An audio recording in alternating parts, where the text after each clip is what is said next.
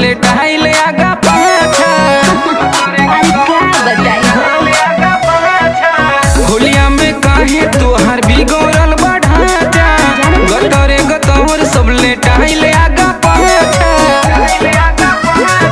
कौन हुए हमसे बोला, लागता कि कटले बा गोलिया चपोक के। चौहान जी से भाग नहीं पहिनी छटक के। होली है डाल देले चोलिया में रंगवा पटक के। अरे का ये चौहान जी नाश कर देहला, सील पैक रहे हम तुड़ल लपक के। डाल देले चोलिया में रंगवा पटक के।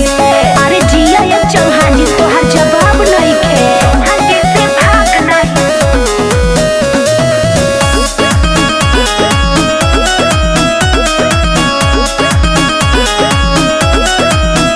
कहतानी काहे तना मुरझाइल बालू हो, कोनो मरद चौहान से अझुराइल बाड़ू हो। हमर नारियल के पी गइल पानी हो, हम केतना बताई कहानी हो। पार कैलस बोलो रानी, पार कैलस गाड़ी गाँव कोरे अटक के। चौहान जी से भाग नहीं पहिनी छटक के। होली है अरे डाल देले चोलिया में रंगवा पटक के।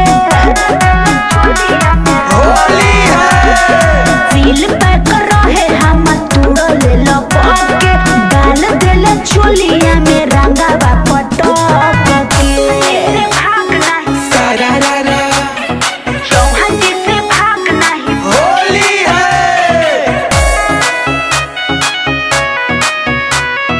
चौहान जी से भाग नहीं पहिनी छटक के।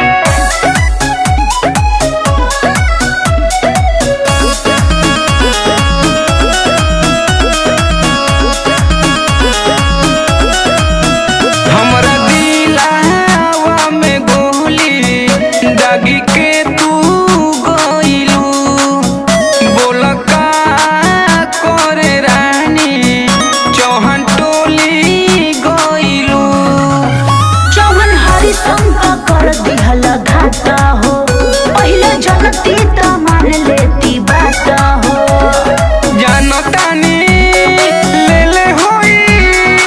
ले होई मजा धीर तोहके पटक के।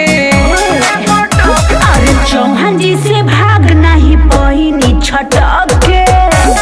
अरे का बुझला, होली है अरे डाल देले चोलिया में रंगवा पटक के।